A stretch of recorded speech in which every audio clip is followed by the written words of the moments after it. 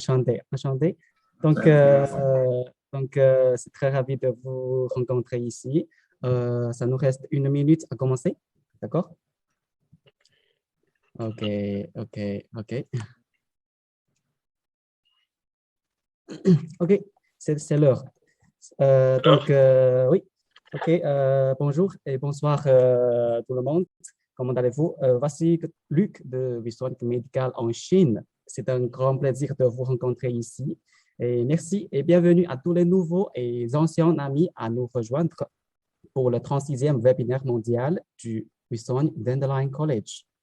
Vision Dandelion College est une plateforme en ligne gratuite dans le but de partager le savoir-faire et les connaissances de pointe des applications d'échographie point of care avec des professionnels du monde entier et des médecins tels qu'en anesthésie loco-régionale, pain management et soins intensifs, etc.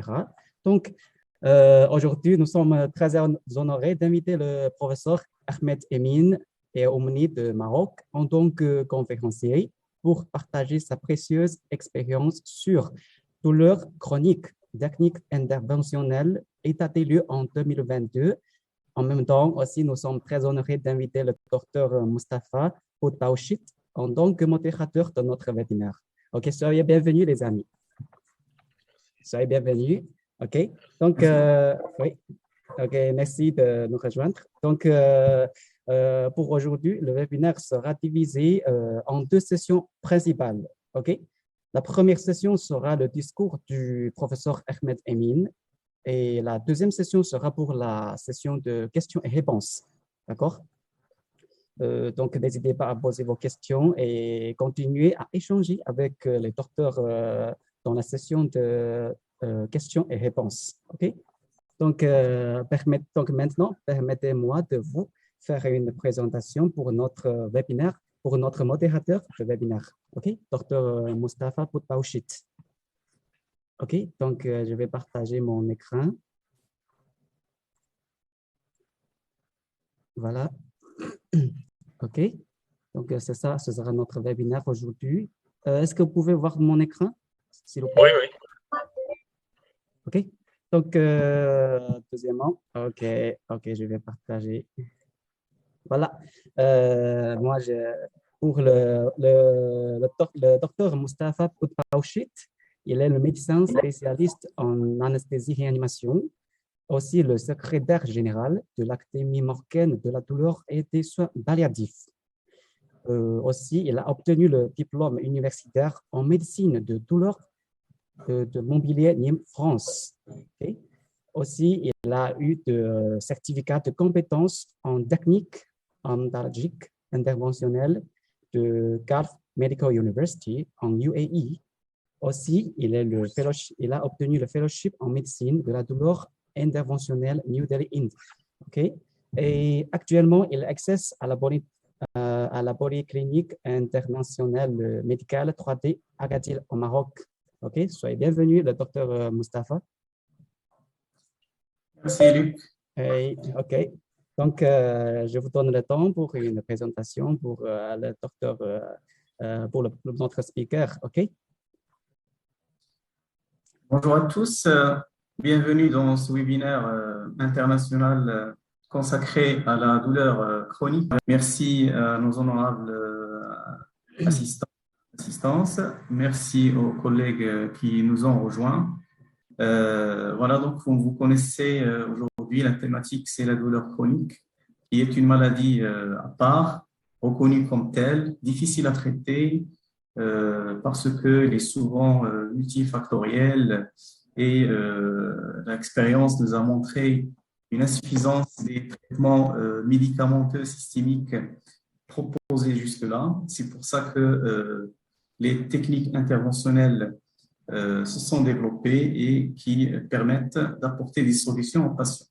Aujourd'hui, nous avons l'honneur d'accueillir un éminent orateur qui est le professeur Ahmed Emin Omri, qui est un ami aussi. Il est professeur de médecine physique et réadaptation fonctionnelle à la faculté de médecine et de pharmacie d'Oujda.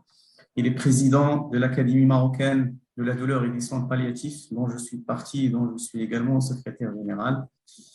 Il est très présent sur la scène internationale. Il est président de la section Nord-Afrique de la WAPMU, de la World Academy of Pain Medicine and Ultrasonography. Il est président et le représentant pays en voie de développement de la World Federation of Nurse Rehabilitation, président de la commission médicale de la Fédération royale marocaine de sauvetage sportif, président de l'association humanitaire Handisport et développement. Il a un certificat de formation spécialisée en échographie musculo-squelettique. Donc, le professeur Ahmed Amin Omri va nous présenter dans les 3 quarts d'heure à venir sa conférence sur les techniques interventionnelles en douleur chronique et l'état de lieu en 2022. Sans trop tarder, je lui donne la parole pour nous présenter cette conférence. Et n'hésitez pas de mettre vos questions sur la chatbox dédiée à cet effet pour la session questions-réponses à la fin. À vous la parole, Ahmed Amin.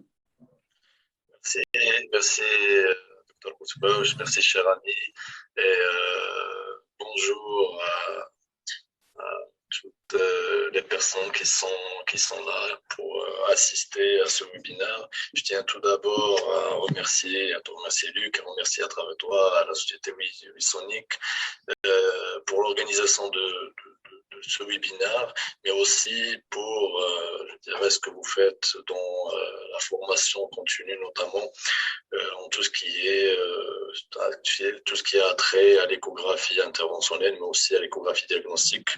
Recording in progress. Je vous remercie. Et bien sûr, je remercie Dr. Mustafa Boutbouch, qui est un éminent c'est un réanimateur anesthésiste, mais aussi c'est un éminent médecin de douleur interventionnel, aussi bien sur la scène nationale qu'internationale. Et j'ai toujours le plaisir de l'avoir, je dirais, dans les conférences, mais aussi à travers nos échanges, notamment dans la vraie vie. Alors, aujourd'hui, on va essayer un petit peu de parler des actualités concernant la douleur, je dirais, tout ce qui est douleur chronique, mais on va surtout parler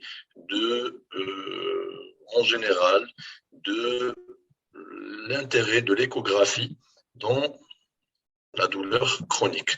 Donc, pour commencer mon intervention, on va commencer par la définition de la douleur, qui était jusqu'à il n'y a pas longtemps est définie comme une expérience sensorielle et émotionnelle désagréable associée à une lésion tissulaire, réelle ou potentielle, ou décrite dans ces termes.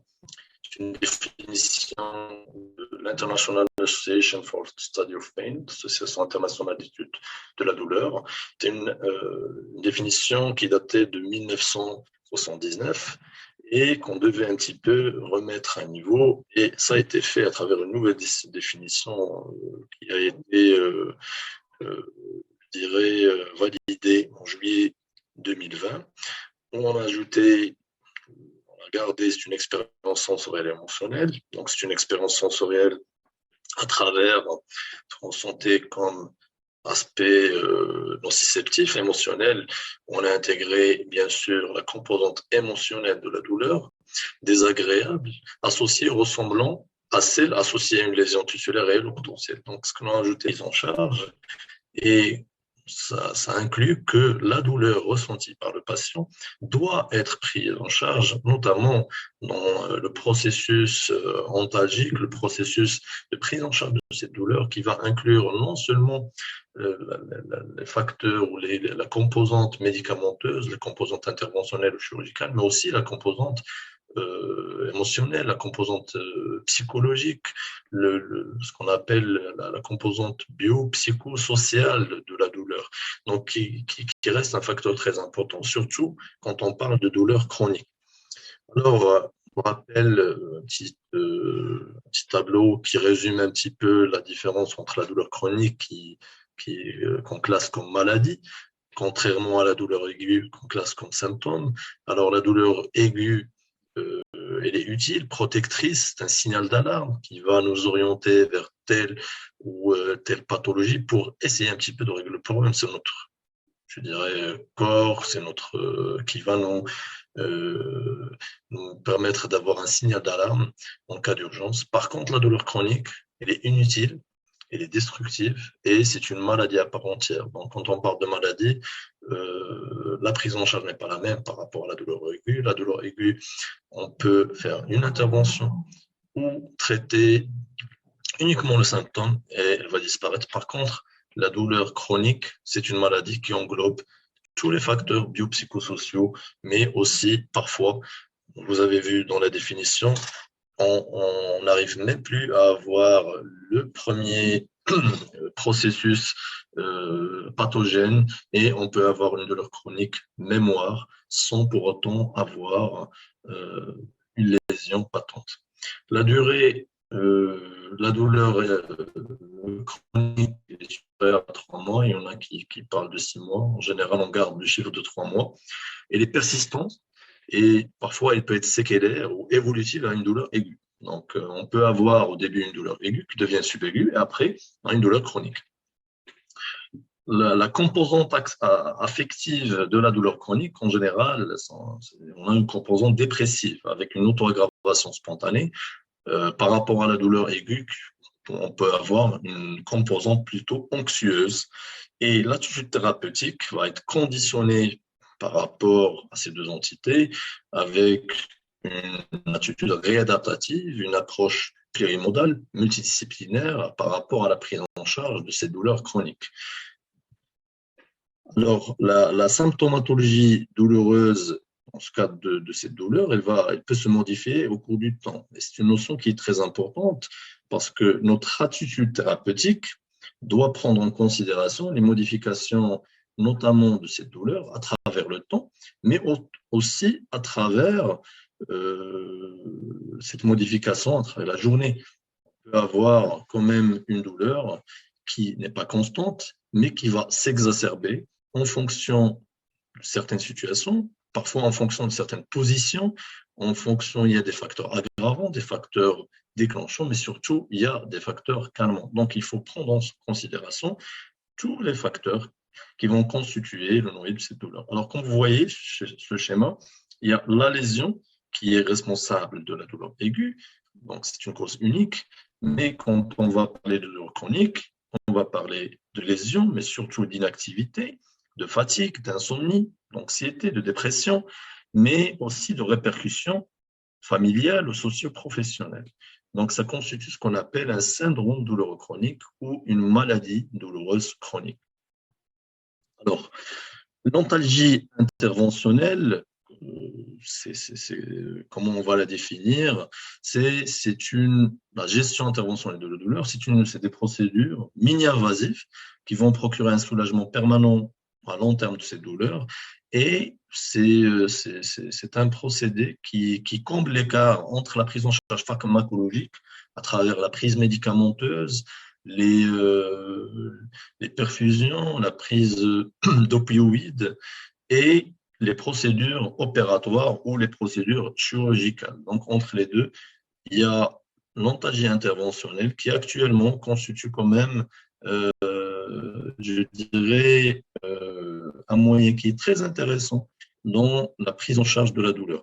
Alors, les procédures interventionnelles vont comprendre, bien sûr, la mise en place d'aiguilles percutanées, ou avec précision. Il est à dire que les publications sont en plein essor et en 2000, à partir de, je dirais, 2018, 2019, 2020, 2021, il y a eu plus de 13 000 publications.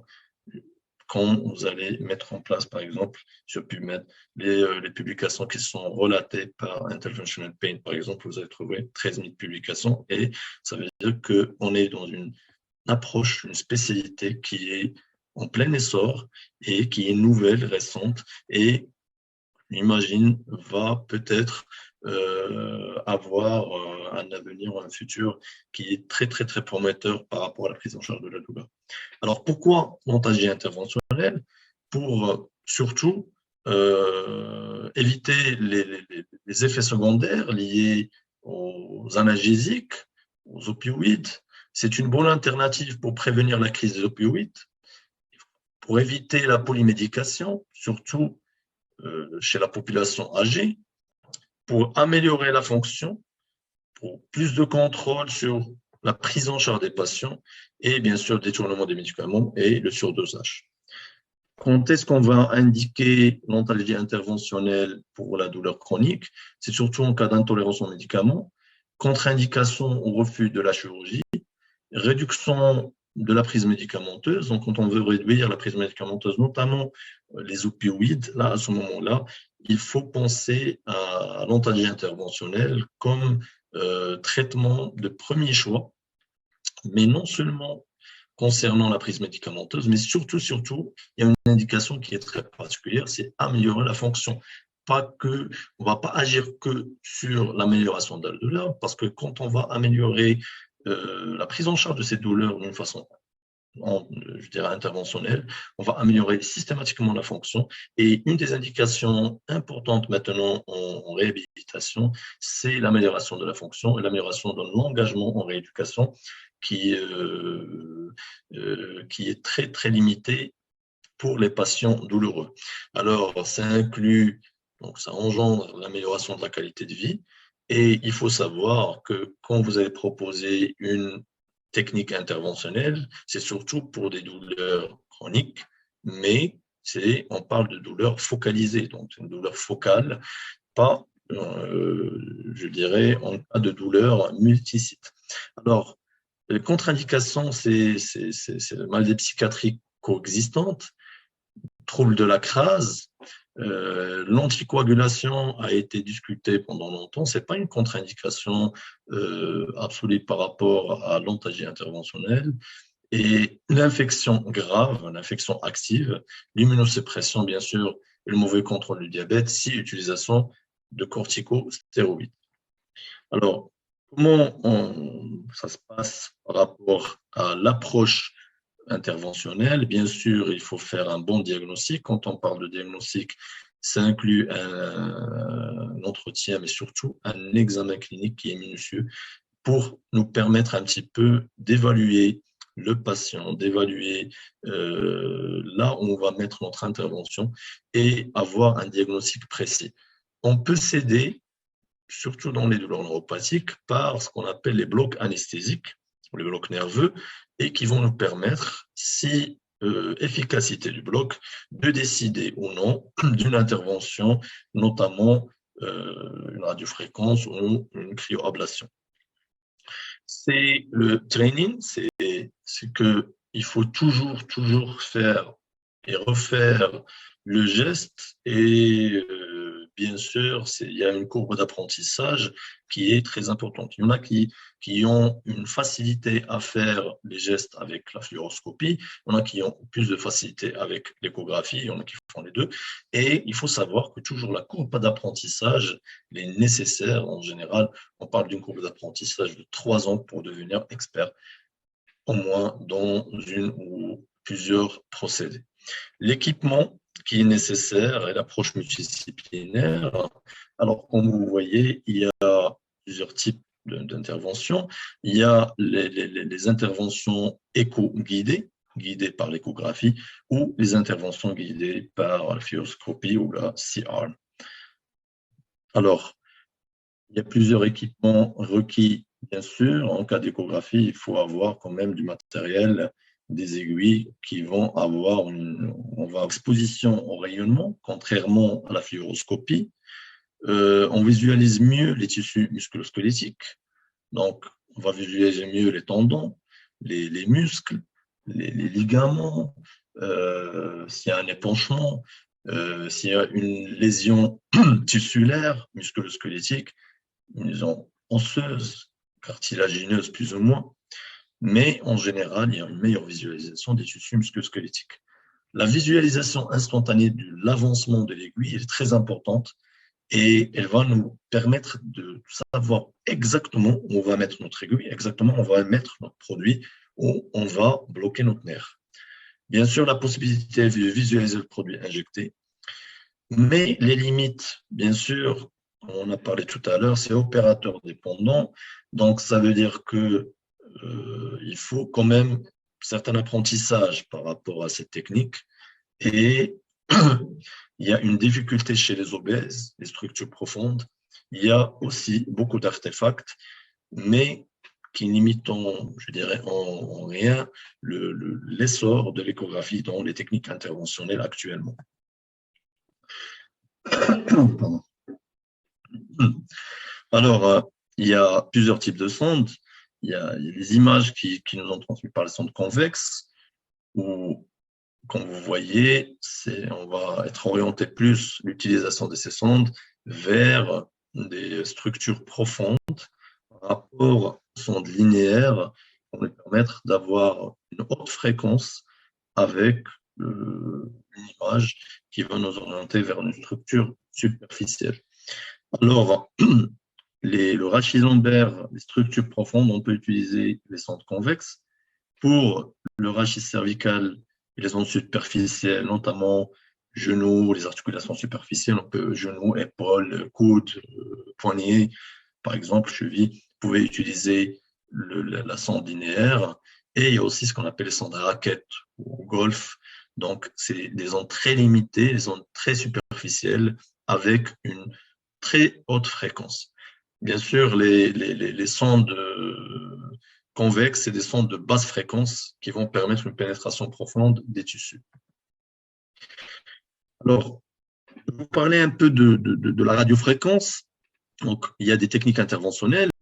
Il y a la radiofréquence qui fait partie de ces techniques interventionnelles qu'on parle assez souvent. C'est une méthode mini-invasive qui va impliquer la génération de courants alternatifs à une très haute fréquence, donc c'est entre 300 et 500 Hz, à partir d'un générateur. Donc, c'est un générateur qui va générer un courant à haute fréquence. Ce courant va traverser l'électrode et via la pointe de l'aiguille, on va cibler le nerf et on va avoir ce qu'on appelle une sorte de thermocoagulation ou une sorte de coagulation, je dirais, une sorte d'inhibition ou d'ablation thermique de ce nerf. Donc, il y a, comme vous voyez ici, il y a plusieurs types, notamment la radiofréquence standard, mais aussi ce qu'on appelle le coult radiofréquence, donc avec un champ, comme vous voyez, qui est différent entre 4 mm pour la standard et 8 mm pour la coult radiofréquence. Donc, l'indication va bien sûr dépendre de la pathologie, dépendre du nerf à atteindre, mais aussi l'indication va aussi dépendre aussi de la possibilité de voir ou pas notre nerf. Donc, notamment la possibilité à travers l'échographe d'avoir la meilleure approche possible pour approcher le nerf. Et à ce moment-là, on peut choisir entre les deux. Vous avez la radiofréquence, bien sûr, on peut l'utiliser dans plusieurs indications actuellement. Et elle fait partie de l'arsenal thérapeutique de l'interventionnel dans le traitement de la douleur. Cet arsenal, bien sûr, il n'y a pas que la radiofréquence, il y a la cryoablation, il y a les blocs nerveux, il y a les infiltrations par par corticothérapie, et il y a aussi ce qu'on appelle les procédés avancés, notamment la neuromodulation, qui, bien sûr, si on n'a pas de résultat à travers ce qui est interventionnel. Alors, on va parler un petit peu de dernière avancée ou dernière recommandation par rapport à cette année. Donc, on va pas, je dirais, détailler toutes les procédures parce qu'il nous faut quand même des journées pour détailler toutes les procédures interventionnelles en échographie. Et on va commencer ici par un article qui est une revue de littérature qui est assez intéressante et très récente, date de 2022, qui est qui parle des douleurs radiculaires, notamment les radiculopathies, ou pour les lambeaux, je dirais le traitement des lambeaux sciatiques, des lomboradiculagies, et surtout on parle de lésions radiculaires, lombaires ou sacrées. Alors, on voyait, il y avait quand même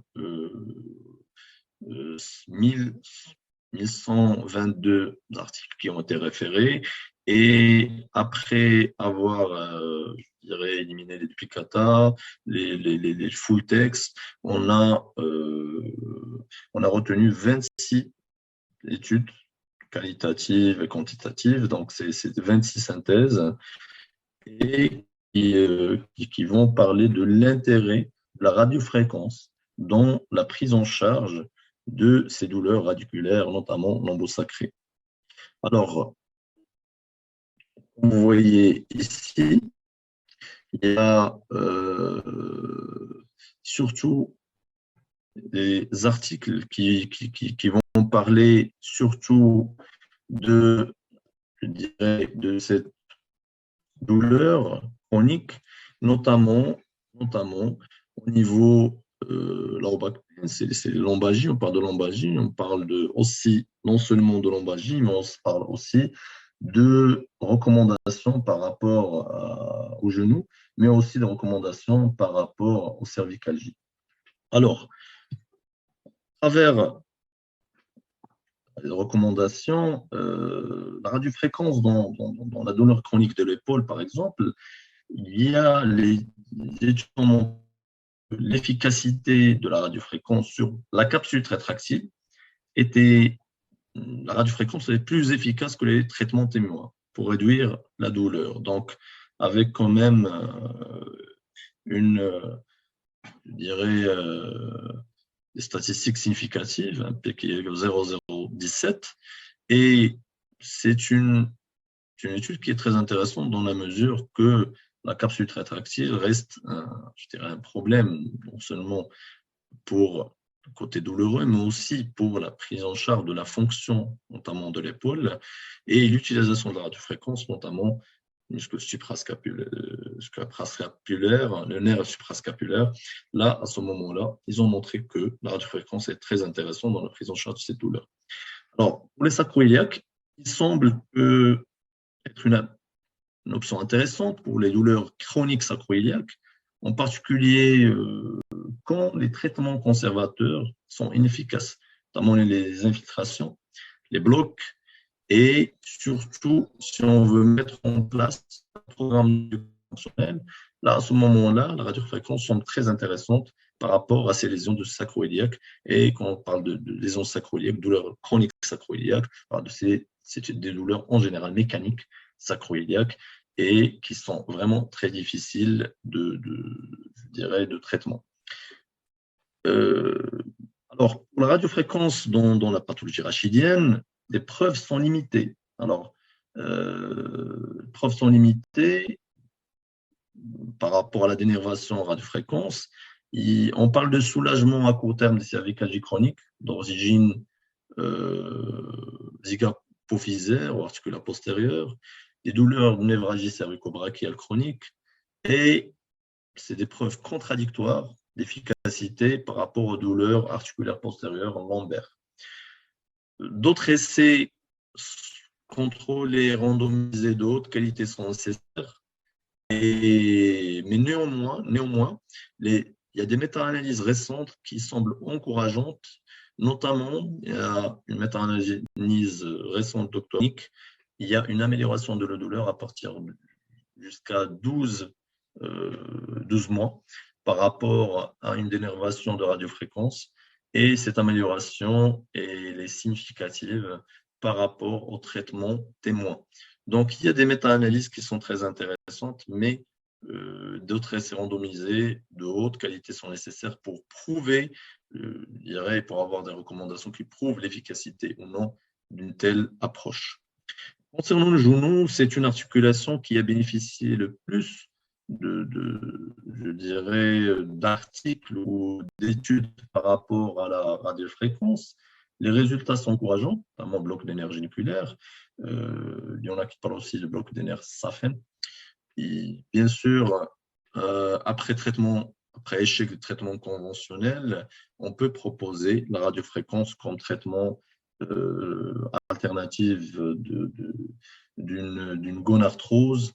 Donc, comme vous voyez ici, c'est une étude récente par rapport à l'utilisation du bloc du nerf géniculaire par rapport à la physiothérapie, par rapport à la rééducation. Et vous allez voir ici, par rapport à la douleur, on a les mêmes résultats, je dirais. Par rapport à la fonction, on a utilisé le WOMAC, mais ici, comme vous voyez, on a plus de résultats par rapport au test de 6 minutes, donc les capacités physiques. On a plus de résultats pour le bloc du nerf géniculé que par rapport à la rééducation. Donc, nos résultats, ils vont prouver une réduction de la douleur, une amélioration de la fonction. À travers, ils ont utilisé l'échelle visuelle simple et le WOMAC, mais on a une augmentation quand même de la capacité physique qui va rester jusqu'à 12 semaines après injection. Donc, c'est une étude qui montre un peu l'intérêt. On parle de bloc du nerf géniculaire, on parle aussi de la radiofréquence du nerf géniculaire. Alors, il y a d'autres indications, bien sûr, à l'utilisation de l'échographie interventionnelle, notamment l'utilisation de ce qu'on appelle les épicondylites ou la pathologie latérale du coude ou bien la pathologie médiale du coude. C'est presque la même chose. Qu'est-ce qu'on peut proposer? On peut proposer, bien sûr, au niveau tendineux, l'utilisation de PRP, l'utilisation de plasma riche en plaquettes, de prolothérapie. En péritendineux, si on a un épanchement, on peut utiliser corticostéroïdes si on a un épanchement inflammatoire, mais aussi on peut utiliser d'autres procédés, notamment ce qu'on appelle le pénirage, par exemple, tendineux. Mais si vous avez, par exemple, comme ici, une calcification, vous pouvez aussi utiliser ce qu'on appelle les procédés d'aspiration éco-guidée et de trituration de la calcification. Et comme vous voyez ici, on voit très bien nos images par rapport, par exemple, au niveau du coude et au niveau des tendons. L'échographie reste le meilleur examen pour effectuer une approche interventionnelle.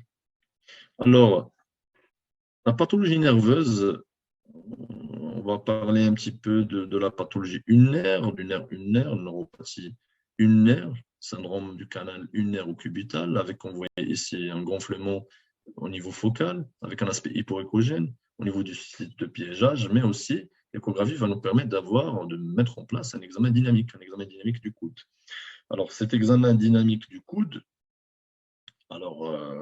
il est très intéressant parce que il va nous permettre de savoir est-ce qu'on va avoir une luxation, notamment de ce nerf ulnaire, en dehors du tunnel ulnaire ou cubital, qui est très importante, qui va nous orienter vers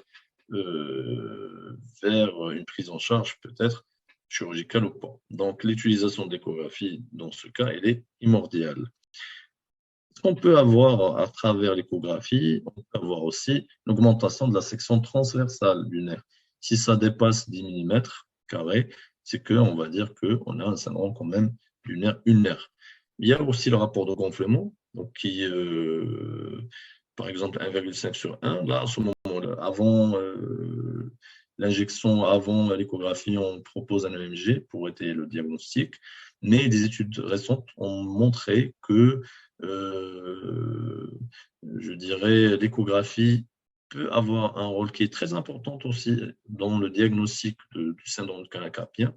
Le nerf, généralement, est mesuré en section transversale. Alors, une zone normale située entre 10, je dirais 15 et 13, inférieure à 10, c'est un canal normal. Et si ça dépasse 13, donc là, à ce moment-là, on peut parler directement, 13 mm carrés, on peut parler directement de syndrome du canal carpien. Donc, l'intérêt de l'utilisation de l'échographie, c'est que parfois, on n'a pas, je dirais, pour la suspicion de ce syndrome du canal carpien, on n'a que l'échographe qui reste un moyen qui est très efficace et qui peut nous orienter vers ce syndrome, mais aussi qui peut nous orienter aussi vers l'étiologie de ce syndrome du canal carpien, notamment la présence, par exemple, d'une artère intra-nerveuse ou la présence d'une anomalie dans le canal carpien qui est responsable de ce syndrome du canal carpien, ou bien l'augmentation du volume du ligament transverse carpien, par exemple. Là, à ce moment-là, on parle d'un diagnostic qui va être fait par échographie. Alors, cette image qui va vous montrer un petit peu la différence entre un canal qui est normal et un syndrome, comme vous voyez ici, du canal carpien avec un nerf qui est aplati, qui est augmenté de volume. Et comme vous voyez sur la coupe longitudinale, vous avez une augmentation de volume du nerf, un gonflement, un aspect hypoéchogène et surtout, comme vous voyez au niveau du canal, il y a cet aspect qui est gonflé par rapport au contrôle latéral. Alors, il y a une étude qui est très intéressante, qui est récente et très intéressante, qui va montrer un petit peu l'utilisation de l'échographie, des gestes échographiques pour traitement, dans le cadre du traitement du syndrome du canal carpien, par l'utilisation d'une aiguille 18 gauge qui va nous permettre d'avoir ce qu'on appelle une hydrodissection entre le ligament transverse du carpe et le nerf médian. Ils ont utilisé 1 millilitre de 2% mépivacaïne, 2 millilitres de dextrose, 50%, 1 millilitre de sérum physiologique, 1 millilitre de dexaméthasone. Donc, c'est un mélange qu'ils ont utilisé pour faire ce qu'on appelle une hydrodissection nerveuse au niveau du canal carpien, avec une étude qui a porté quand même sur 155 patients. C'est une étude qui est c'est un nombre assez conséquent, avec 36 patients ayant une atteinte bilatérale. L'âge, c'était en général 54 ans, plus ou moins 10 ans. Bien sûr, quand vous connaissez le syndrome du canal carpien, il y a plus une prédominance féminine par rapport aux hommes qui est respectée. Et la durée de douleur, c'est 50, en général 50 semaines. Donc, on parle là bien sûr de douleurs chroniques. Alors, les résultats étaient très intéressants, compte tenu qu'on a eu 86,2% de bons résultats à 6 mois. La définition de bons résultats dans cette étude, elle est définie par une diminution de la douleur de plus de 50%. Donc, vous pouvez imaginer qu'à 6 mois, ils ont eu de bons résultats. Il n'y a que 26 patients de 155 qui ont été référés à la chirurgie et il n'y a pas eu de complications lors de cette étude, notamment concernant cette technique. Limite de cette étude, par contre, c'est que l'EMG n'a pas été fait en pré- ou post-geste et peut-être dans des études antérieures, on aura plus de précision quant au résultat par rapport à l'EMG avant et après. Et peut-être on aura des études antérieures qui vont nous montrer l'utilité de cette technique qui est très simple. Et comme vous voyez, c'est juste l'utilisation d'une aiguille de 18 gauge avec un repérage échographique et ils arrivent à faire de l'hydrodissection, notamment au niveau entre le ligament transverse du carpe et le nerf médian. Alors, concernant l'utilisation de l'échographe de 60 articulaires postériocervicales pour 36 patients, une répartition, c'était surtout des C3, C4, C4, C5. Et l'approche, ils ont parlé d'une approche latérale couplée à la fluoroscopie. Et il fallait étudier l'efficacité et la précision de l'échographie. C'est une étude qui est très intéressante pour voir est-ce qu'à travers l'échographie, on va être précis par rapport à la fluoroscopie. Donc, c'est des gestes qui ont été faits par des experts, donc avec une expertise qui dépasse 8 à 10 ans. Donc, on a, comme vous voyez sur cette image, on a repéré les articulaires postérieurs avec une approche latérale, les articulaires postérieurs cervicales avec une approche latérale, et l'injection a été faite, bien sûr, en ayant une approche longitudinale avec notre aiguille qui apparaît sur cette image, qui va aller directement se positionner au niveau facétaire. Alors, la précision des injections éco-guidées des facettes cervicales a été quand même de 92 à 98% selon les critères utilisés, ces critères donc ont été confirmés par produit de contraste intra-articulaire. Donc, on a fait une injection par échographie et après, on a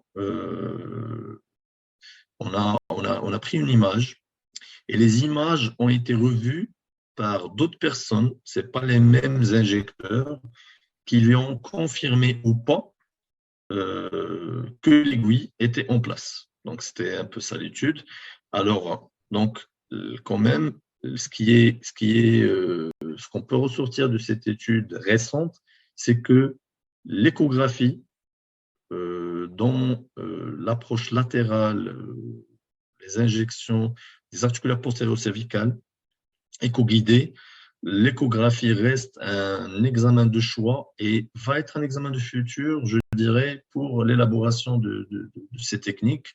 Bien sûr, actuellement, il faut avoir quand même une certaine expertise, mais surtout, il faut rester safe par rapport à l'utilisation, bien sûr, de l'échographie, mais il faut contrôler toujours par la fluoroscopie pour rester un petit peu sans danger.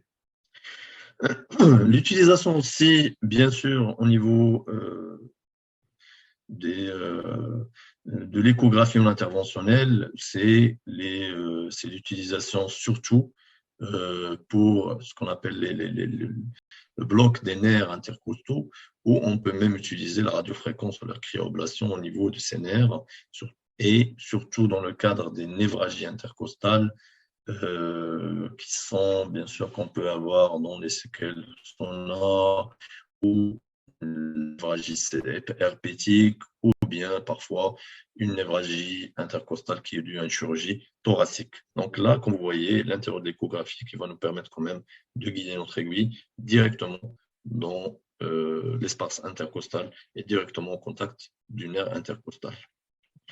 Pour l'Achille lombaire, l'utilisation d'échographie, bien sûr, est très intéressante et bien sûr,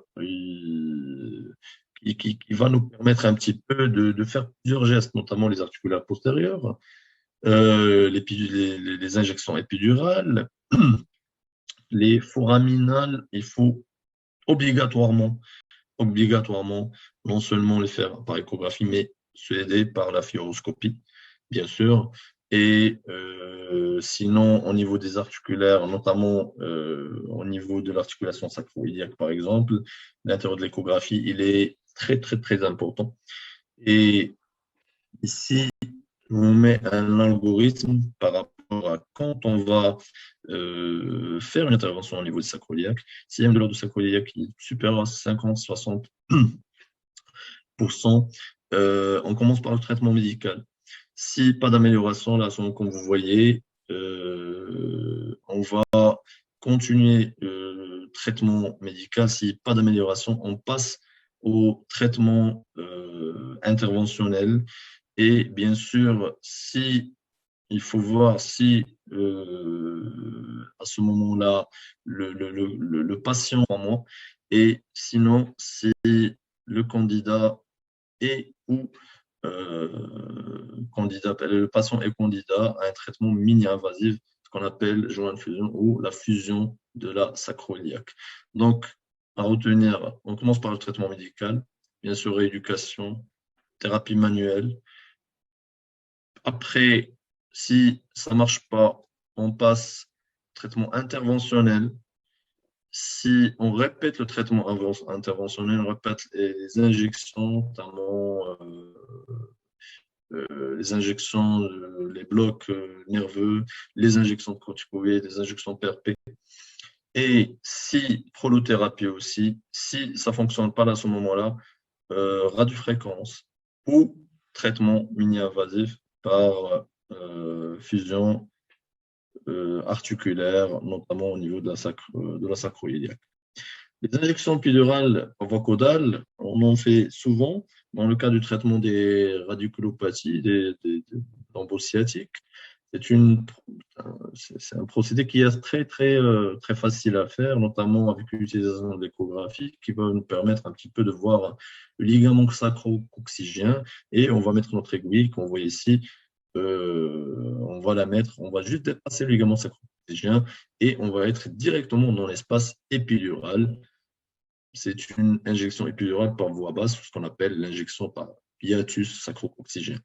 Alors, les limitations quand même de cette injection, c'est que la pointe d'aiguille ne peut pas être visualisée après avoir progressé dans l'espace épidural sacré, parce qu'il y a beaucoup d'artefacts osseux. Donc, vous ne pouvez pas visualiser très bien votre aiguille par rapport aux artefacts osseux. Et on peut avoir aussi des lésions, ce qu'on appelle les lésions durales ou intravasculaires, qui peuvent ne pas être visualisées. Le souci, c'est que le Doppler couleur est peu fiable et de mauvaise interprétation. Donc, vous pouvez faire une injection intravasculaire, je dirais, d'une façon très raisonnable. Et la fluoroscopie, quand même, elle est recommandée pour réévaluer le placement d'aiguille et, bien sûr, pour voir si vous avez une lésion vasculaire ou pas. Alors, qu'est-ce que dit la Cochrane librairie par rapport à ces injections épidurales? Alors, on parle de réduction probable et légère des radiculalgies et de l'impotence fonctionnelle après injection de corticostéroïdes. Complications, les effets indésirables sont minimes, il y a un faible effet antalgique et surtout, la qualité des preuves sont de très faibles à modérées. Donc, on a une qualité de preuve qui est quand même assez faible à modérée dans tout ce qui est injection épidurale par voie basse ou par voie haute aussi. Donc, d'où la préconisation de la non-utilisation peut-être des corticostéroïdes, et on pense actuellement à utiliser par exemple d'autres procédés, notamment il y a des études qui montrent l'utilisation de PRP, il y a des études qui montrent l'utilisation carrément que du sérum physiologique dans ces injections, il y a des études qui montrent l'utilisation de la protothérapie, notamment de dextrose, et il y a aussi des études, on va voir, qui montrent l'utilisation des cellules souches dans le traitement des lombalgies, mais aussi des lombalgies sciatiques. Donc, il y a des études qui sont récentes, qui sont très intéressantes. Donc, on va essayer un petit peu de substituer les corticostéroïdes par d'autres procédés, notamment l'utilisation de cellules souches, mais qui restent en cours d'étude. En conclusion, les techniques d'antalgie interventionnelle doivent être intégrées probablement de façon précoce dans la prise en charge des douleurs aiguës chroniques, avec une stratégie, je dirais, multimodale, une approche surtout biopsychosociale. Quand on parle d'approche biopsychosociale, c'est que l'antalgie interventionnelle, le geste en lui-même n'est pas suffisant. Il doit s'intégrer dans une prise en charge globale, notamment une prise en charge psychologique, une prise en charge sociale, mais aussi une prise en charge des facteurs inhérents à la survenue de cette douleur chronique qu'il faut bien sûr chercher dans le cadre. Il y a les techniques interventionnelles, il y a tout ce qui est pharmacologique, la chirurgie, il y a la rééducation, il y a les techniques de psychothérapie, l'hypnose. Il y a toute une panoplie d'interventions qui vont nous permettre d'avoir une résolution de cette douleur et surtout rechercher un petit peu l'amélioration de la fonction. Il faut bien sûr observer les règles de sécurité pour le patient et insister sur le fait que ces techniques interventionnelles surviennent surtout après un apprentissage et un entraînement qui va prendre des années et surtout, je dirais, c'est un apprentissage à vie parce que les techniques interventionnelles, ils vont, je dirais, se développer au fil des années. C'est une spécialité qui se développe et l'utilisation de l'échographie, elle est très primordiale par rapport à ces techniques interventionnelles. Donc, merci pour votre attention et I see what the mind knows, c'est qu'il faut connaître peut-être très bien son anatomie et savoir ce qu'on doit rechercher avant de faire une intervention, avant de proposer une intervention. Merci pour votre attention. Merci beaucoup, Amine, pour d'avoir respecté le temps imparti. Merci. On a le temps, c'est une excellente présentation, comme d'habitude. On a le temps pour les questions, pour l'échange. N'hésitez pas, donc on a des questions qui arrivent. N'hésitez pas de poser vos questions dans la chat box dédiée à cet effet. Voilà, donc on a quelques questions. Mais avant de passer aux questions des spectateurs, j'ai un petit commentaire. C'est par rapport aux techniques interventionnelles, parce que tout le monde est séduit par ces techniques interventionnelles. Maintenant, il faut être précis, bien évidemment, d'où l'apport de l'échographie et de la fluoroscopie, comme vous l'avez mentionné. Et ces interventions doivent être généralement faites assez précocement, je dirais assez précocement, parce que la douleur chronique, c'est quelque chose de très complexe. Il y a des facteurs qui interviennent, notamment le facteur psychologique, la centralisation de la douleur qui devient… donc maintenant, on parle de ce qu'on appelle la douleur nociplastique, ça veut dire une empreinte centrale de la douleur dans le cerveau, et donc les procédures interventionnelles, probablement, c'est l'une des causes d'échec de cette procédure. Maintenant, précocement, ça veut dire quoi précocement? Est-ce que tu peux nous dire précocement? Parce que là, on dit généralement qu'il faut un traitement conservateur, d'accord? Traitement conservateur qui inclut les médicaments, la physiothérapie. Donc là, on se positionne où? Quand est-ce qu'on choisit de faire telle ou telle procédure par rapport au traitement conservateur? La physiothérapie, tu es le mieux placé pour nous expliquer un petit peu ce que c'est, qui sont les grands principes pour la physiothérapie en matière de douleur chronique. Alors, merci pour la question, mais c'est vrai, c'est une discussion qui est assez, je dirais, qui est assez importante. C'est comment on va proposer un geste. Et c'est un problème qu'on vit tous les jours. Et j'imagine que c'est un problème qui est international parce que jusqu'à présent, il y a plusieurs recommandations, mais jusqu'à présent, il n'y a pas de recommandations qui vont vous dire à tel ou tel moment, on peut proposer telle ou telle intervention, puisque vraiment les études affluent. Et jusqu'à présent, on est en train de voir si on propose un geste au tout début, ça veut dire avant, il y en a qui proposent carrément un geste avant de commencer carrément la rééducation ou avant de commencer le traitement médical. Il y en a qui proposent le geste après. Quand on parle par exemple de douleur chronique, en général, on reçoit les patients qui ont eu bien sûr plusieurs traitements, qui ont eu de la rééducation, mais après rien ne marche et après on nous propose par exemple voilà, qu'est-ce qu'on peut faire pour ces patients.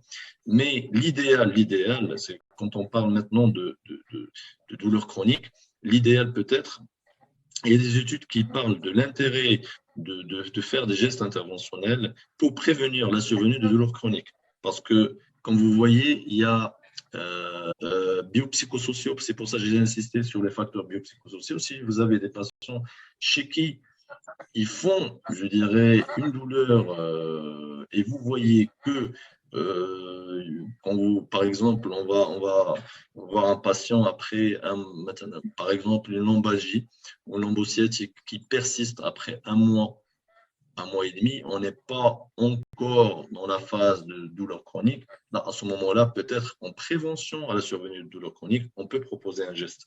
Bien sûr, si il y a des facteurs psychosociaux qui peuvent être aggravants. Ça veut dire que vous trouvez que sur votre échelle d'HAD, par exemple, il y a une suspicion d'une composante dépressive, une composante anxieuse. Il y a des facteurs familiaux qui peuvent vous orienter vers une chronicisation. Là, à ce moment-là, il faut proposer peut-être un geste. Pour ce qui est de la rééducation, alors bien sûr, la rééducation, elle est toujours préconisée dans toutes les étapes de la prise en charge, notamment la prise en charge, je dirais, des douleurs musculo-squelettiques. Donc, à ce moment-là, la rééducation, elle a tout son rôle. Notamment, il y a des techniques, ce qu'on appelle de physiothérapie antalgique. Et actuellement, on nous propose beaucoup de techniques, notamment l'utilisation de plusieurs machines, de la radiofréquence, du laser, des ondes de choc. Donc, vous avez toute une panoplie. Bien sûr qu'il va trouver son rôle dans la prise en charge de la douleur sur toutes les étapes, notamment quand on parle d'intervention, de traitement interventionnel, il faut toujours peut-être le coupler avec un traitement rééducatif. Donc, c'est en premier lieu. Alors, la deuxième des choses, c'est qu'il y a le traitement interventionnel va être proposé pour améliorer la fonction. Donc, ça veut dire qu'il y a des patients, par exemple, là j'ai parlé de capsule rétractile, mais qu'on arrive, par exemple, on propose un traitement interventionnel. Le but, c'est bien sûr de diminuer la douleur, mais surtout de permettre une rééducation pour reprendre la fonction, par exemple, de l'épaule. Donc là, il y a plusieurs indications et j'imagine dans le futur, on va trouver encore d'autres indications parce que c'est une spécialité qui est en plein essor et qui va se développer petit à petit. Voilà. Merci. Donc, dans le même ordre d'idées, il y a des questions de Madame Sabrina. Est-ce que vous pratiquez les arthrodistensions ou les infiltrations corticoïdes dans la capsulite rétractile? La question, est-ce que vous pratiquez les arthrodistensions ou bien les infiltrations corticoïdes dans la capsulite rétractile? Dans le capsule rétractile, oui, c'est surtout une arthrodistension parce que les infiltrations simples ne vont pas permettre de gérer une capsule rétractile, mais souvent, il faut quand même une arthrodistension. Et l'intérêt de l'utilisation aussi des blocs nerveux, notamment avant de faire une arthrodistension, ils sont très nécessaires. Donc, on peut coupler aussi blocs nerveux qu'arthrodistension. C'est des techniques qui ont prouvé leur efficacité. Et bien sûr, il faut proposer une rééducation immédiate, je dirais dans les 30 minutes, pour le patient, un programme rééducatif après. Donc, une autre question. Quelles sont les techniques interventionnelles pratiquées au Maroc pour la douleur chronique et par quels spécialistes peuvent-elles être pratiquées? Les techniques interventionnelles pratiquées au Maroc, je te retourne la question. Docteur Boutchbosch, qui le pratique aussi. Je pense qu'il y a beaucoup de personnes qui font beaucoup de techniques, je dirais, dans plusieurs spécialités, mais qui le font séparément. Donc, je dirais, ça dépend de la spécialité. Il y en a, bien sûr, il y en a qui font toutes les techniques, comme Dr Boutchbosch. Donc, et il y en a qui font, ça dépend des spécialités, j'imagine, les orthopédistes, les rhumatos, ils vont faire plus d'infiltration. Il y a les anesthésistes, réanimateurs, ils vont faire plus je dirais, d'incision corrégionale, notamment de blocs nerveux et de prise en charge périopératoire. Il y a les médecins physiques qui vont faire plus Et au Maroc, je pense qu'il ne se fait pas, je dirais. On peut parler de ce qui se fait, pas plus de ce qui se fait, parce que je pense qu'on a maintenant tous les moyens de tout faire. Et je pense la cryoablation, je ne sais pas est-ce que ça se fait pas encore, la cryoablation. La radiofréquence bientôt. Donc, sinon, voilà, je dirais, si tu peux me dire autant. Donc, dans dans la pratique quotidienne. Et comme tu as dit, Amine, tous les spécialistes peuvent faire des gestes à condition d'être formés, parce que la chose la plus primordiale, c'est la sécurité du patient. Il ne faut pas mettre des aiguilles n'importe où, il faut faire un diagnostic pour lesquels on est confident, qu'on maîtrise, pour éviter les complications, parce que ce sont quand même des gestes mini-invasifs, ce ne sont pas complètement non-invasifs, c'est mini-invasifs, qui peuvent être sujets à des complications. Donc, il faut pratiquer les gestes lesquels on est formé, et bien évidemment, quel spécialiste, tout spécialiste qui est formé dans une technique peut faire cette technique, à condition d'en faire le diagnostic. Ouais. Et il ne faut pas hésiter à discuter les patients, à discuter les cas avec les collègues de d'autres spécialités, échanger, proposer des techniques, staffer des patients, pour comme ça, on est plus précis et plus efficace pour le patient. Ouais. Donc, quelles techniques pratiquées? Généralement, du plus simple au plus compliqué, ce sont les infiltrations, comme tu as dit, les blocs nerveux, les injections intra-articulaires, les injections péritendineuses ou intratendineuses, la médecine régénérative maintenant qui commence à se pratiquer, notamment la PRP, la prolothérapie. Et si le souche, on est un peu loin, il y a quelques centres qui font des cellules souches, mais c'est pas encore généralisé. La radiofréquence, bientôt, il arrive. La cryo aussi, ça va arriver. D'autres techniques comme la plastie, les procédures intradiscales. Je ne sais pas si on a des personnes qui le font, mais je ne pense pas. Non, je pense pas. Il a une large panoplie de techniques interventionnelles qui peuvent être faites, qui peuvent être proposées aux patients. Chez nous, donc il n'y a pas de problème. Voilà. Donc, on passe à d'autres questions.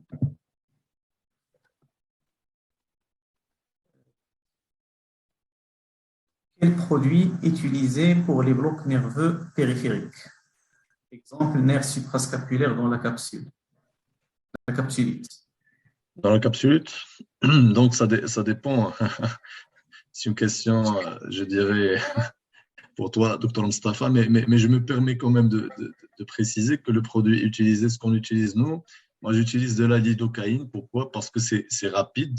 Je n'ai pas besoin d'un temps très, très important. Par contre, vous pouvez utiliser la marcaïne. Comme, Alors, la capsulite rétractile, comme tu as bien précisé, le traitement, le gold standard, c'est l'arthrodistension. Attention. Voilà.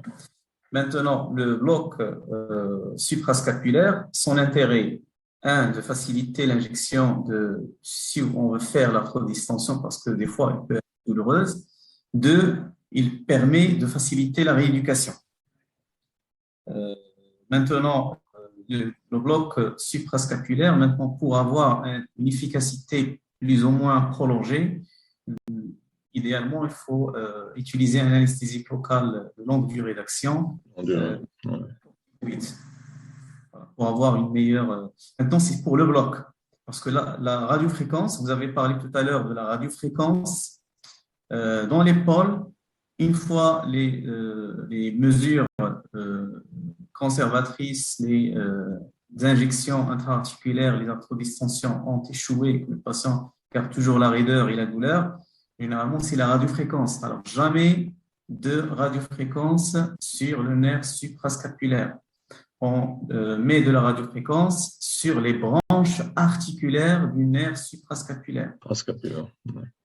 Donc, jamais de radiofréquence parce que c'est un nerf mixte, aussi bien moteur que sensitif. Si on applique la radiofréquence sur un nerf mixte, l'objectif, c'est de soulager la douleur, mais aussi reprendre la fonction. Voilà. Donc, pour les blocs nerveux, par rapport à la question, vous utilisez ce que vous avez. Parce que l'idée, c'est un bloc. Ça veut dire que l'idéal, c'est voilà, si vous avez de la lidocaïne, vous utilisez de la lidocaïne, sachant que ça va vous couvrir 1 heure, au maximum 2 heures peut-être. Mais l'idéal pour le bloc, c'est l'indication. Qu'est-ce que vous voulez faire avec le bloc? Est-ce que vous voulez couvrir, par exemple, toute la durée de la radiodistension là, à ce moment-là, bon, ou bien vous voulez avoir, par exemple, un bloc pour 12 heures, pour 24 heures. Donc, vous avez toute la panoplie des anesthésiques locaux, mais vous pouvez utiliser ce que vous avez sous la main. Comme ça, vous allez déjà rendre service aux patients. Donc, il y a une question ici dans la discussion. Pour la radiofréquence lombaire, les repères sont connus. Quels sont celles préconisées pour l'échographie? Est-ce qu'on peut préconiser en 2022 l'échographie pour faire de la radiofréquence à l'étage lombaire? J'ai la L'étage réponse. lombaire. Alors, à l'étage lombaire, est-ce qu'on peut préconiser la pour faire de la radiofréquence à l'étage lombaire? Moi, à mon avis, on peut toujours préconiser l'échographie, mais, je dirais mais pour le repérage, mais bien sûr, il faut toujours, comme j'ai dit tout à l'heure, garder quand même un œil sur la fluoroscopie, parce que le problème, c'est un problème médico-légal aussi, il faut le dire. C'est qu'il faut garder des preuves que vous êtes au bon endroit. Vous pouvez bien sûr repérer, je dirais, faire un bloc avec l'échographie, il n'y a pas de souci. Mais pour la radiofréquence, moi, je préfère quand même, vous allez repérer par votre échographe, mais il faut toujours vérifier par la scopie. Donc, c'est médico-légal et je pense que c'est, je ne sais pas, dans un futur peut-être proche, est-ce que ça va changer? Peut-être avec les nouveaux échographes, peut-être probablement ça va changer. Alors, d'abord, pour la radiofréquence, jamais de radiofréquence à la première consultation ou à la deuxième consultation. Oui. Toujours faire un bloc diagnostique. Être sûr que notre procédure de radiofréquence va marcher. Parce que si, premièrement, ça coûte cher. Deuxièmement, si jamais on n'est pas précis, on risque de faire des lésions aux patients, des lésions inutiles. Et si jamais le patient se complique, c'est une autre histoire. Maintenant, pour faire un bloc diagnostique à l'étage lombaire, oui, l'échographie est utile parce que où on va faire le bloc? Généralement, on fait pour la branche médiale du rameau dorsal, du nerf spinal. Voilà. On peut le faire sous échographie sans problème. On est épargné des rayons X. On est précis pour le bloc. Également, pour l'injection intrafacitaire, il n'y a pas de problème. On peut le faire sous échographie. Mais pour la radiofréquence, on est obligé d'utiliser le guidage par amplification de brillance. C'est le seul moyen dans ce cas-là. Une autre question, pourquoi les patients qui ont un syndrome du canal carpien, pourquoi on peut avoir une image échographique qui ressemble à une souffrance du nerf médian au niveau du canal carpien alors que le patient n'a pas de symptômes? En général, si le patient, ma question, je vais la retourner. Si le patient n'a pas de symptômes, pourquoi on va aller chercher une lésion? C'est ça la grande question. En général, on cherche s'il y a un symptôme. En général, c'est si il y a pas de symptômes, bon, à ce moment-là, on ne parle pas de lésion, on ne parle pas d'anomalie, il ne faut pas aller chercher. Mais s'il y a, par exemple, une symptomatologie, comment vous allez dire qu'il y a une différence entre telle ou telle lésion? C'est qu'il faut être comparatif. Donc, toujours comparer les deux côtés, droite et gauche, pour pouvoir dire qu'il y a une anomalie ou pas. Donc c'est un peu ça l'idée. Et surtout, on utilise l'échographie. Pourquoi? Pour essayer un petit peu de trouver une étiologie ou de confirmer le diagnostic du syndrome canal carpien, trouver une étiologie qui peut apparaître. Parce qu'il y a beaucoup d'étiologies qu'on va diagnostiquer à travers l'échographie, mais pas à travers telle compression ou bien il n'y a rien, il y a une neuropathie. Donc ça, c'est l'utilité ou l'utilisation de l'échographie, c'est surtout dans un but diagnostique, mais surtout thérapeutique aussi. Donc, si on n'a pas de lésion, en général, on ne cherche pas. D'accord? Mais s'il y a une lésion, il ne faut pas oublier d'être comparatif parce que souvent, on peut être dupé par rapport à ce nerf médian qui paraît très simple, mais qui chaque jour nous révèle un peu beaucoup de secrets par rapport, parfois vous allez trouver qu'il y a des irrégularités, par exemple, un gonflement, et que vous n'allez pas trouver ailleurs. Mais si vous ne faites pas un examen bilatéral, vous n'allez pas pouvoir faire un diagnostic. Une autre question. En matière d'algodystrophie, dans l'exemple du syndrome épaule-main, quel bloc utiliser? Est-ce que le bloc stellaire est toujours recommandé? Oui, le bloc stellaire, oui, il est recommandé. Donc, je dirais, le bloc stellaire, il est recommandé, toujours recommandé, effectivement. Le bloc stellaire, il est toujours recommandé, bien sûr, si vous pouvez le faire. C'est un bloc qui est recommandé, mais bien sûr, il y a d'autres blocs, d'autres alternatives que vous pouvez faire. Vous pouvez imaginer que si vous pouvez faire un bloc stellaire, c'est bon. Et moi, j'ajouterais même, vous faites un bloc stellaire, plus une double infiltration au niveau articulaire cléno-huméral et au niveau du canal carpien. Il y a des études qui montrent un peu l'intérêt de coupler un peu tout ça. Parce que le problème de l'algodystrophie, c'est un vrai problème. Il n'y a pas une technique qui va vous dire si vous faites un bloc stellaire, ça va disparaître. Non, il n'y a pas ça. Donc là, à ce moment-là, vous pouvez tenter bien sûr votre bloc stellaire, vous pouvez faire des infiltrations, vous pouvez faire notamment, il y a d'autres blocs qui sont faits, mais le gold standard peut-être c'est le bloc stellaire. En fait, ça dépend du stade de l'algodystrophie. Si en cas du stade où il y a beaucoup de phénomènes inflammatoires, beaucoup de phénomènes sympathiques, là, c'est le bloc sympathique. Ce sont les blocs sympathiques, en l'occurrence le bloc stellaire ici, qui sont efficaces. En cas de raideur, le bloc stellaire va avoir une efficacité limitée parce que là, il faut faire des blocs nerveux périphériques, voire aller faire de façon itérative, c'est-à-dire en plusieurs séances, pour permettre aux patients de bénéficier des séances de rééducation. Parce que comment ça se passe en algodystrophie? Le patient est envoyé en rééducation. Le kiné ne peut pas travailler parce que le patient est très algique.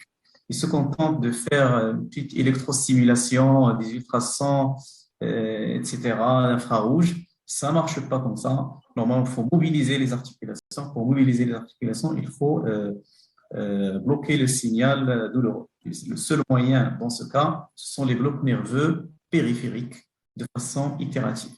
Quand le patient vient frais, avec des manifestations inflammatoires sympathiques, là, le bloc stellaire a toujours sa place. C'est pour ça qu'il faut le faire très précocement. Et quand ça récidive généralement, on peut préconiser en ce moment-là une radiofréquence du ganglion stellaire. Voilà.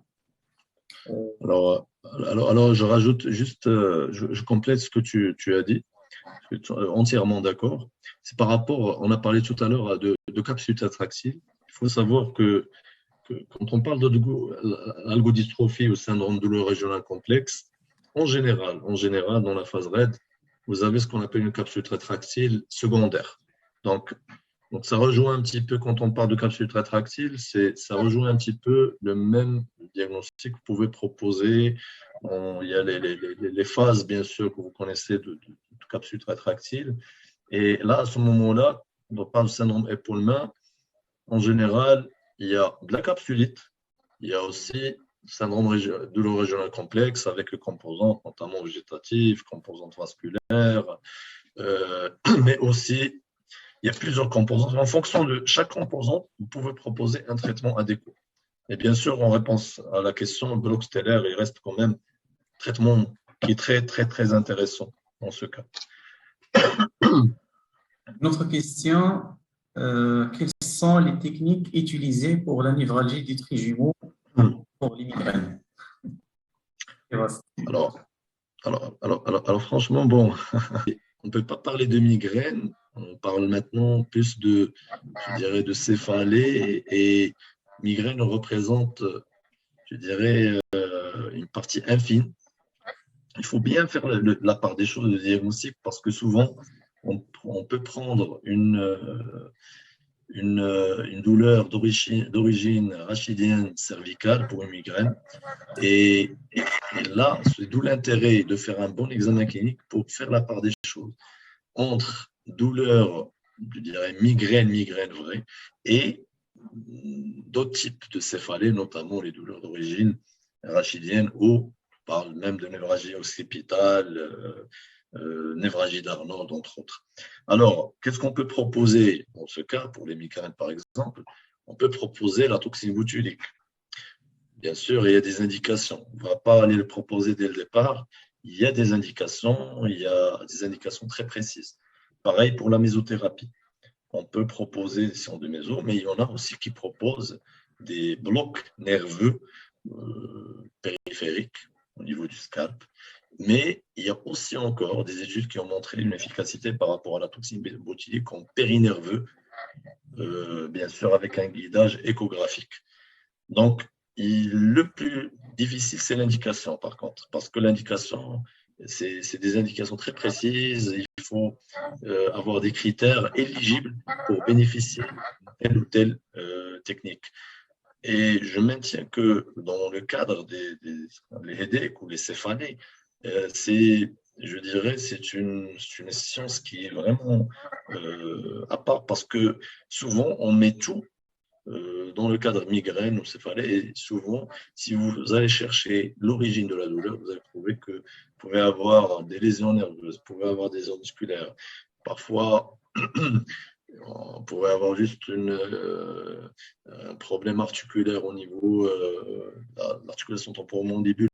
Bon, il y a plein de, je dirais, le plus important, c'est de faire le diagnostic. Si vous faites un bon diagnostic à ce moment-là, et vous êtes éligible, à ce moment-là, vous pourrez proposer le traitement adéquat. Parfait.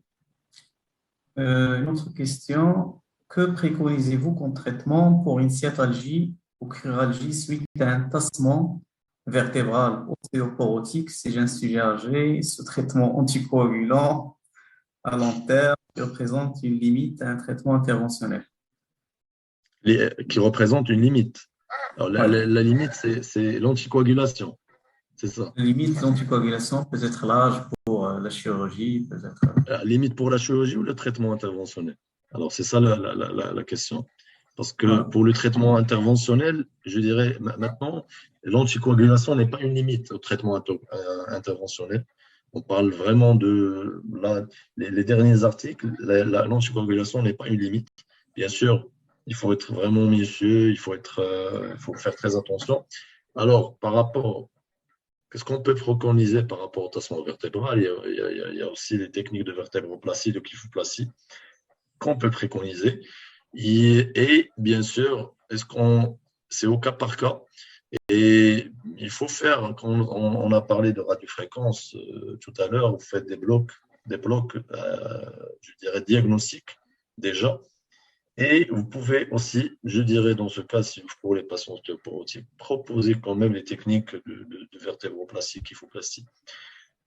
Sinon, toutes les techniques interventionnelles sont de mise par rapport à ces patients, et l'anticoagulation n'est plus une contre-indication de l'utilisation de ces techniques. Voilà. Donc, j'ajoute aussi que l'âge, les comorbidités, le refus du patient à une intervention chirurgicale, l'efficacité des traitements médicaux systémiques bien conduits sont toutes des indications pour les thérapies interventionnelles. C'est même une indication.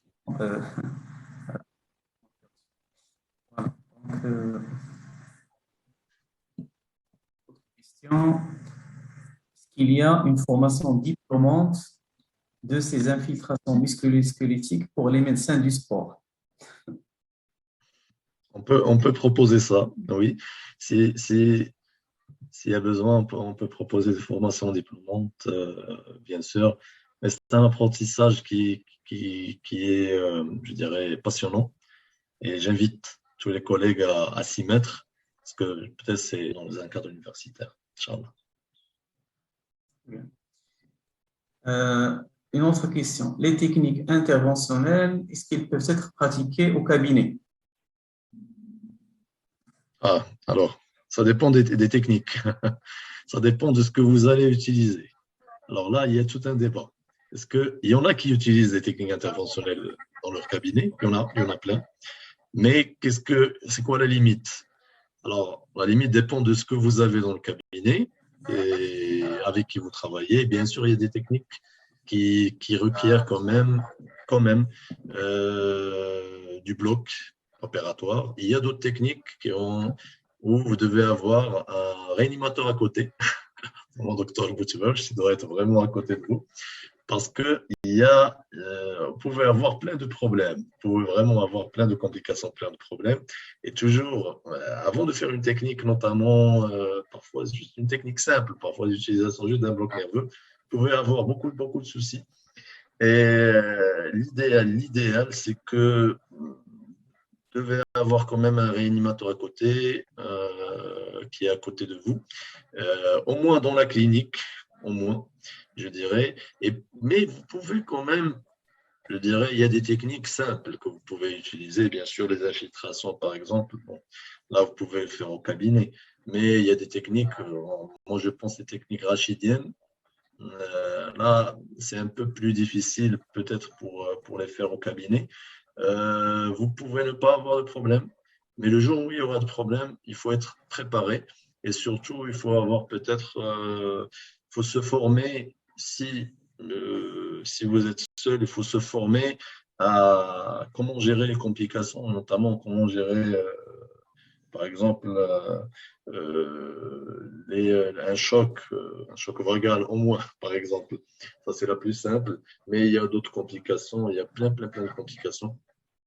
Tant mieux, c'est peu fréquent, mais vous pouvez faire les techniques peut-être articulaires, périphériques au niveau du cabinet, des techniques infiltratives. Moi, je préfère les techniques rachidiennes. Peut-être il faut les laisser les faire dans une clinique, c'est mieux. Ce qu'il faut garder en tête, c'est la sécurité du patient. Ça, c'est la première chose qui prime pour nous, c'est la sécurité du patient. Vous pouvez faire ce que vous voulez, mais à condition de fournir tous les moyens de sécurité et de se préparer à n'importe quel événement indésirable. Pas que le choc vagal, ça peut être aussi une éventuelle infection. Parce que introduire un germe dans une articulation, c'est très difficile à traiter. Donc, il faut quand même s'équiper aussi du matériel pour l'asepsie dans les conditions optimales pour éviter de tels problèmes. Voilà. Donc, une autre question, est-ce qu'on peut utiliser les techniques interventionnelles pour prévenir une douleur? Prévenir une douleur. Alors, prévenir une douleur. Alors, quel type de douleur déjà? Alors, il faut préciser la question. Qu'est-ce qu'on pour prévenir la douleur ou prévenir la chronicité plutôt? Oui. Et prévenir la douleur, franchement, oui. Moi, je pense, il y a ce qu'on appelle, je pense, les techniques interventionnelles dans la douleur post-opératoire. Ils sont déjà utilisés, et connus, pratiqués par nos chers réanimateurs anesthésistes, et ils font ça pour prévenir la douleur post-opératoire. Donc, on peut les utiliser pour prévenir, par exemple, la douleur post-opératoire. Mais pour prévenir une douleur qui n'existe pas, je pense, s'il n'y a pas de contexte, je pense que c'est un peu trop, je dirais, parce que quand même, ça va être traumatisant pour le patient. Mais ça dépend du contexte. Par exemple, dans le contexte post-opératoire, là, vous avez un contexte. Bon, bien sûr, vous utilisez vos techniques dans la prévention de la douleur post-opératoire. Ça, c'est très faisable. Notamment, on a la chirurgie prothétique. Il y a des techniques qui sont utilisées pour prévenir un petit peu la douleur post-opératoire. Ça, oui. Mais s'il n'y a pas de contexte, là, à ce moment-là, non. Il ne faut pas les faire. Donc, je pense qu'il n'y a plus de questions. Bien, je pense qu'on peut conclure. Je pense que c'est une première étape pour Vos messages apparemment. Une première étape pour introduire ce concept d'oncologie interventionnelle à nos confrères médecins de toute spécialité.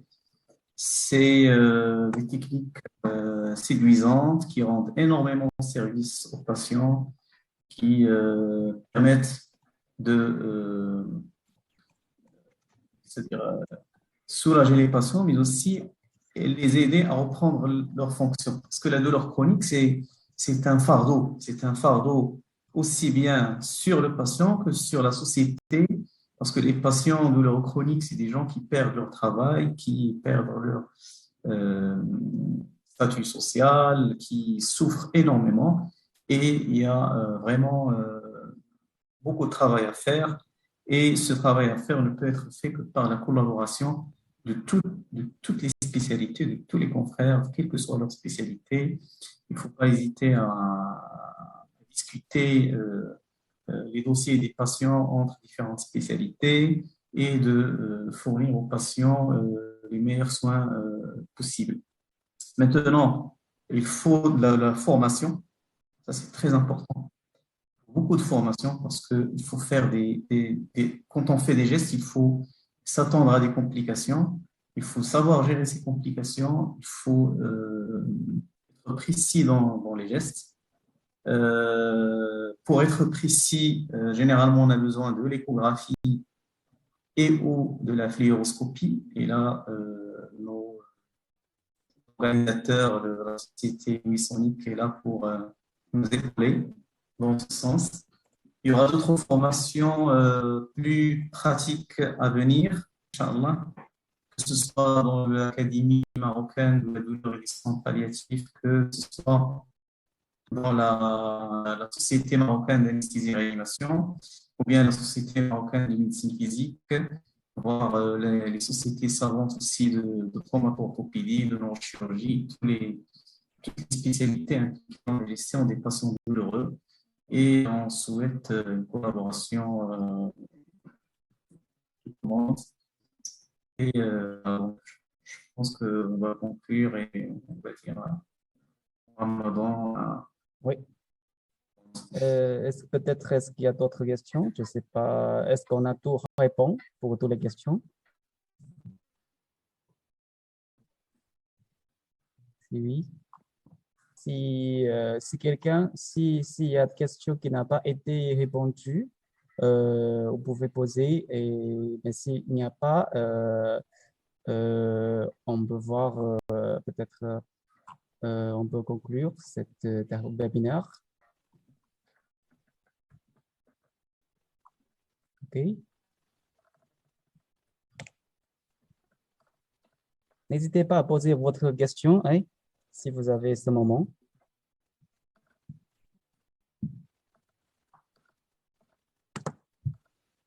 OK. Donc, s'il n'y a pas de questions, donc, enfin, merci. Je vous remercie encore une fois pour votre merveilleuse présentation par professeur Ahmed Emin. Et merci beaucoup pour votre travail et assistance de docteur Mustapha. Donc, aussi, merci beaucoup à tous les amis et tous les spectateurs de toujours rester avec nous pendant toute la webinaire. Donc, pour plus d'informations sur les nouveaux webinaires à venir ou la rediffusion des webinaires précédentes, veuillez suivre les chaînes officielles de Wisonic sur Facebook, YouTube et LinkedIn. Donc, je vous remercie. À la prochaine fois. Merci. Merci tout le monde. Merci Luc, merci Dr Mustapha et merci tout le monde qui a été présent. Et bon Ramadan, merci beaucoup et à la prochaine, Inch'Allah. Merci.